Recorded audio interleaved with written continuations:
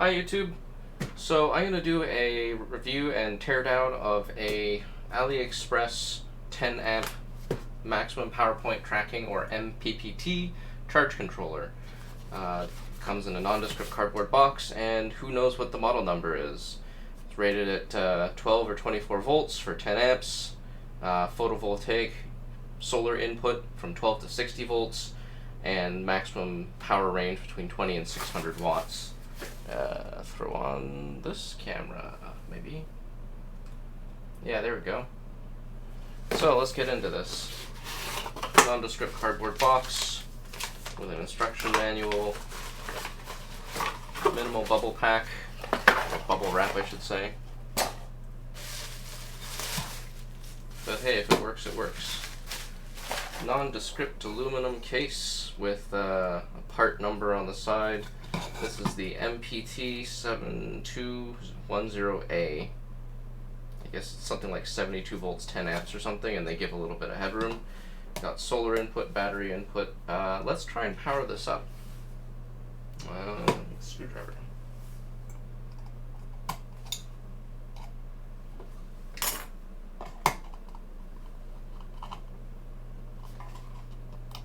Noticing that when I try and screw these terminals in, the circuit board feels a little squishy. Like I can't push down on the screwdriver very hard without it potentially pushing the board too far in. Alright, power it up. What do we get?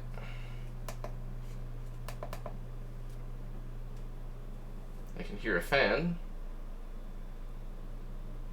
Alright, so solar input voltage is at 11.46 volts, and its target voltage is 30 volts. So I guess let's get a voltmeter handy here. Put something underneath that so it's not reflective. That work? Yeah, it works. Maybe let's not do this because I don't want to short from case to... Yeah, I don't want to short from case to a terminal here and potentially blow something up.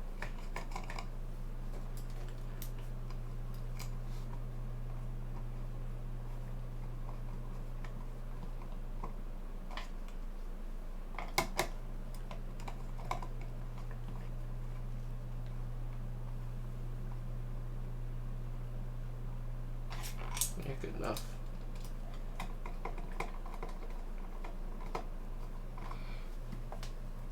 I haven't actually touched this before yet, so time to see how it actually performs and how easy it is to configure. Yeah, good enough. It's just reading voltage. So initially you get just the photovoltaic voltage out, but it actually seems to have a boost converter, so you could take a low voltage solar panel and bump it up to a higher voltage output. So I guess there's a couple menu options here. So I could say set 6 volts. Is it actually going to drop down to 6 volts? Interesting. It's slowly going, I guess just because it would be expecting current to be drawn. Should probably tilt that up so camera can see it as well. I guess if I speed this up and just... Oh, interesting. It loses its memory.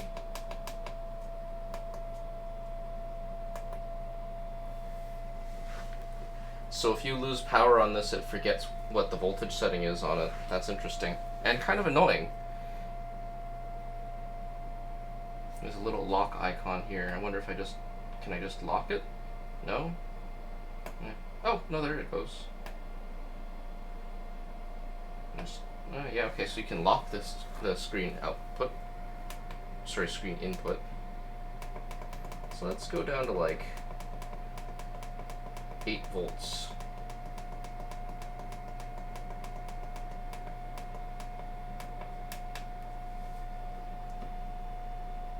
I wonder if I like put a load resistor or something across here, whether it solves things.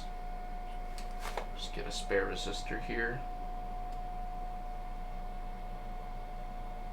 Or is it unable to actually go below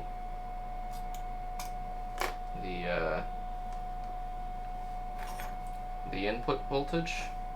Does it only have a boost converter, not a buck converter?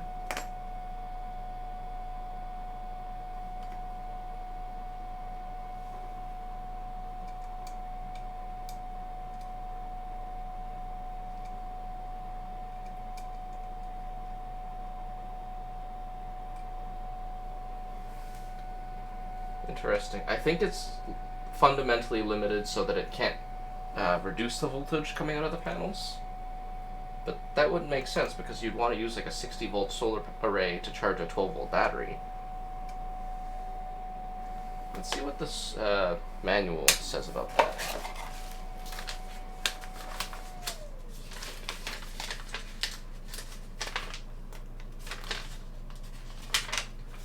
General English, inputs, outputs. Oh, it's not rated to go below 15 volts. That's interesting. So maybe that's why it wasn't designed to go down below 15 volts. It can't go down that low. Let's turn it back on and see about setting it down to 15.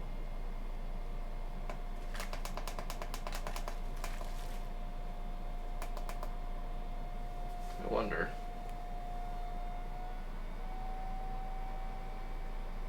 If I bump the input voltage to something like a solar panel array, can I actually get it to go down low? Do I have to put a valid voltage in? Like 15? Nope, it does not want to go any lower than the input voltage. That is a little disappointing.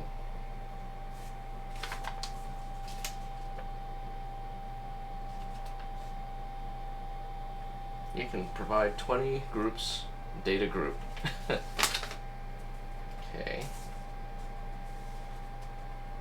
Data settings, menu settings.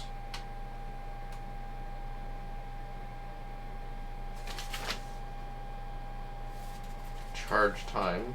So you can set the maximum charge time. Oh, you can actually calibrate what zero current means. That's interesting. But fundamentally, you can't actually reduce the output voltage. You can only boost the boost the output voltage.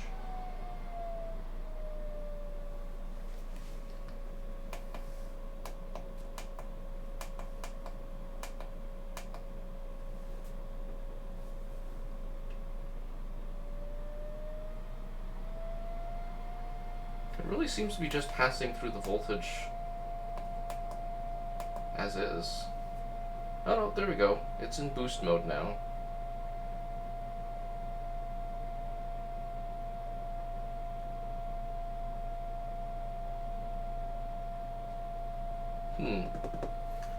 I guess it'll perform more expectedly when it's actually hooked up to a battery, which the big lithium battery pack I'm working on isn't really available yet, so let's dig into this.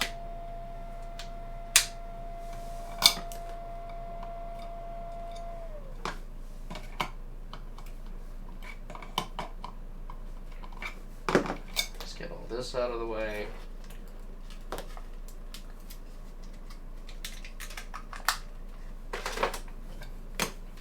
Alright, so we got aluminum panels on both sides.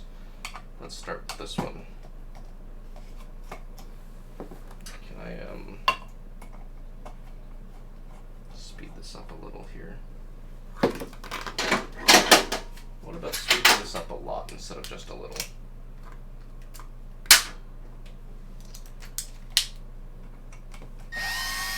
There we go.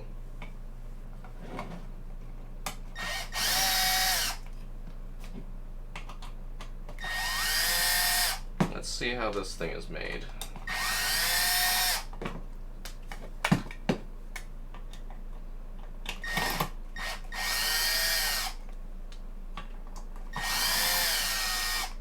Looks like M3 flathead screws all around. Let's a Reassemble countersink, Phillips.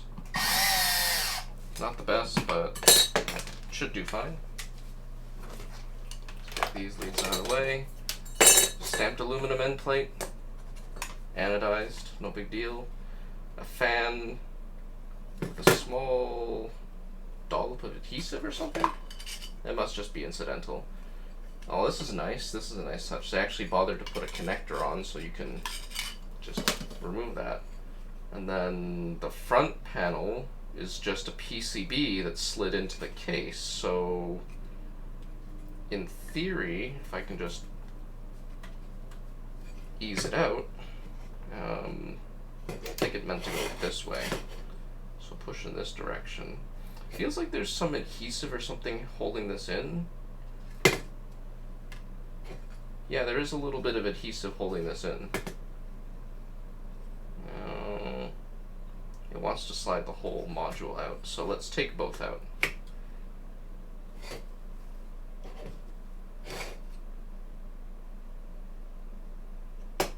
Oh, there's quite the spring fit on that case there. That case is very spring fit. Alright, so what do we got here? We have two cables, probably one for power, one for data. Let's just disconnect those for now. There's no adhesive or anything holding these connectors on, so it's not really vibration resistant. If you were to install this in like an RV, cables might vibrate loose. We have a flat flex PCB from the front panel, which is glued on, so I can't dive any deeper into here. But there's just a couple surface mount tactile buttons underneath here and some screw holes. So the top panel's insulated. If you were to stick a screwdriver through while it was live, you would not short the case. I thought this was a metal panel, so that's straightforward enough. So what do we have in here? We have the solar input and the battery connection here. Let's just take these two cables off for now, just to get them out of the way. Alright, so there's two current shunts here. We have components. We have a 45N10A and a SB20100C1.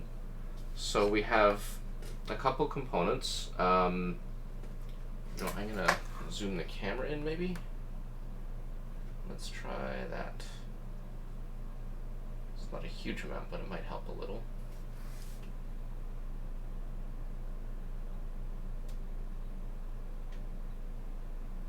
Alright, so we got transistor here, I guess rated for 10 amps, and they gave no headroom on that current carrying capacity. Then you've got a diode here for the switch mode. In fact, I can maybe just do this and bring the camera down on the arm. Okay, good enough. Okay, so we have the solar input here, which appears to bring power to the inductor. The inductor comes back to the diode, and presumably somewhere in here as well. It's just a buck converter. You've also got a NCE 8580 component here. What's that?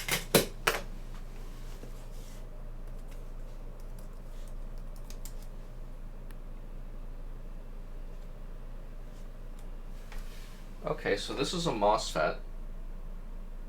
Alright, so there's the buck circuit there. Interesting. This seems to be more for the output side than the input side. So where's the MOSFET for the input converter? And that's interesting. The inductor comes pre-populated on a piece of FR4. That's strange. Okay.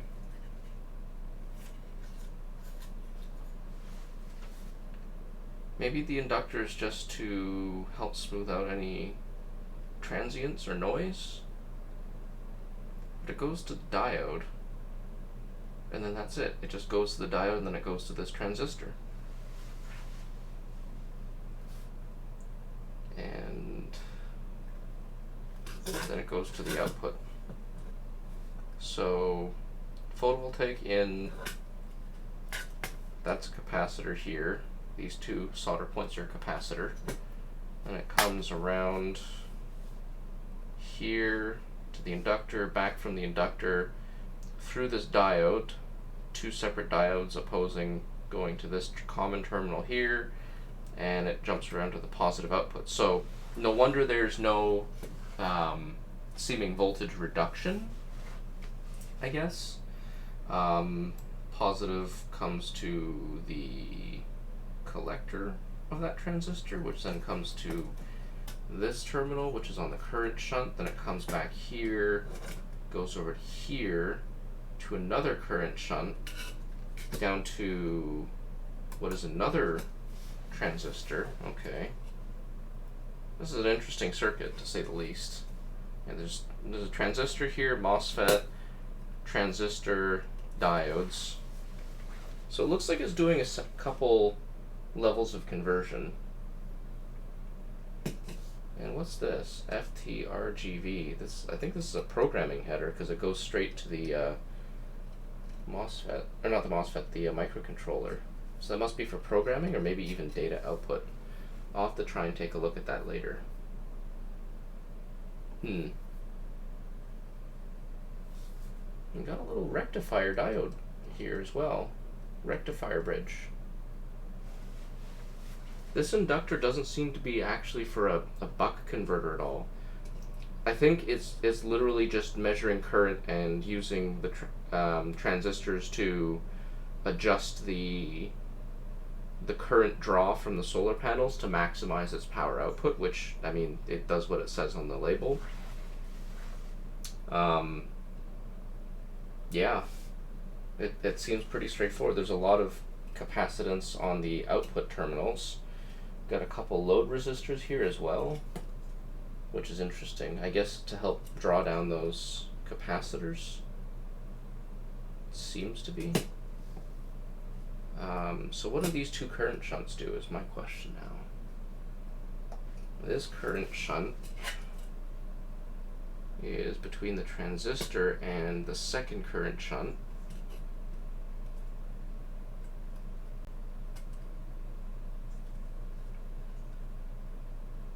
And the second current shunt is between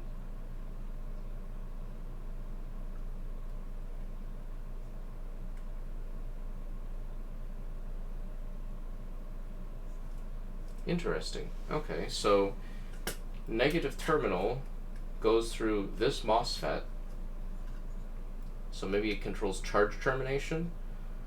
Comes through to the negative terminals of the two capacitors, and that's another capacitor. So all of this branch of that circuit's kind of pointless, but it goes through the capacitors before it comes back up to this current shunt. So that goes through this MOSFET, around these two capacitors, through this current shunt, which then finally goes through this transistor here, which then goes to the negative terminal. So I think that's how they're controlling the overall current draw, just with that circuit. They can disconnect the battery and they can reduce its current draw. So the rest of this must be some sort of a buck circuit, but I still can't figure out how this inductor plays into it. And then there's this little inductor here with I believe that is a small buck converter as well. So you can take the variable 12 to 60 volt input and step it down to some more reasonable logic level voltages here, which does seem to be consistent, because you have a voltage rail coming out of what looks to be one of these MOSFETs. It sneaks around this inductor, comes down to the V on this I guess programming header, to the fan plus, and then I believe it snakes its way around to another regulator somewhere on here as well. It's gotta be.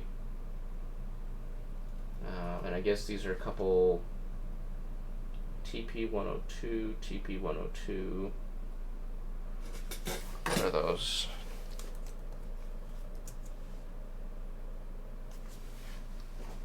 These are two MOSFETs. Oh, sorry, these are two MOSFETs. Interesting. What do they control? It could be that they're used as base drivers for the two transistors. Run these in linear mode or something using, maybe PWM them? I'd have to bust out the oscilloscope. So, I don't know if I can go any deeper into this, and I'm already 20 minutes in. In terms of like a critique on how the thing's built, it seems pretty reasonably built. 60 volts DC, I would have expected a little bit more standoff distance between these traces, but it might be sufficient. My biggest concern is between the input here and this trace here, which is effectively the ground, I think. Yeah, through the inductor.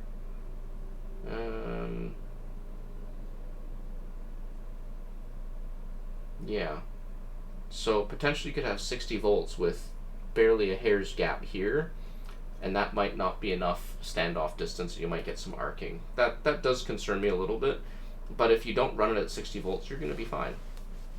Other than that, it kind of seems like if these components are rated only to 10 amps, well, let's see, 045N10A.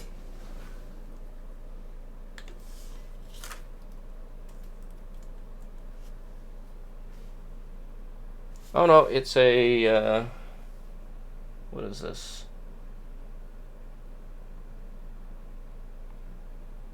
Oh, interesting.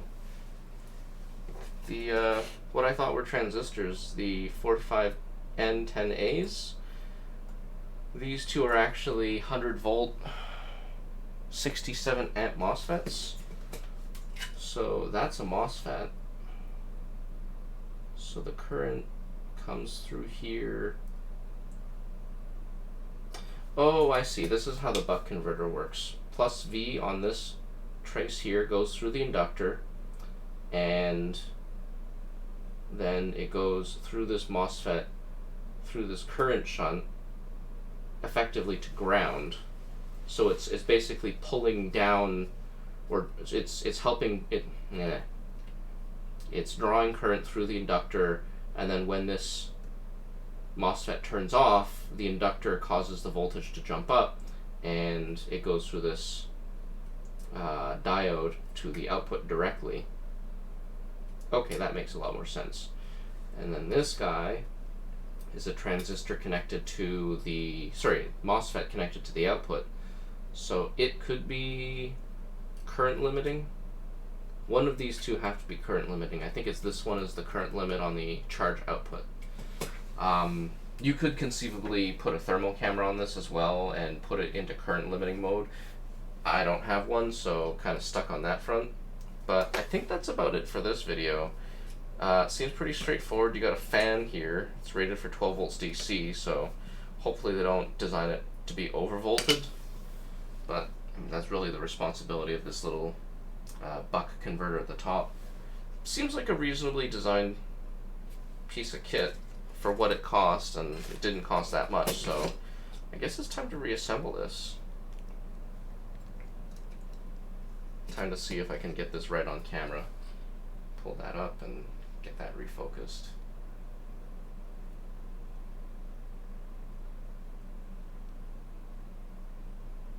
Yeah, good enough.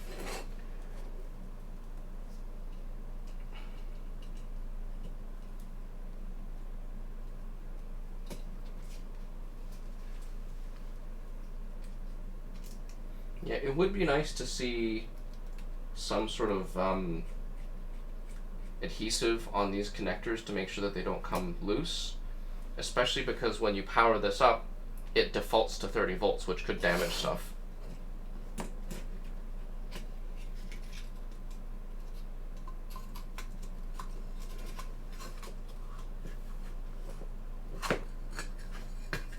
Seems like it's easier to reinsert the PCB the second time around.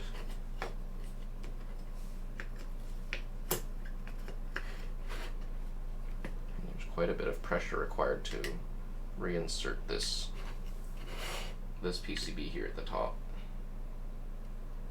But yeah, it goes in reasonably easily. I'm really curious what this this connector here is at the side. I might have to come back and investigate it later. But I think that's all the time I'm going to spend on this. So I'm just going to close this up and call it an end to the video. Thanks all for watching. Let me know what you think in the comments and if you want to see something similar. Peace out.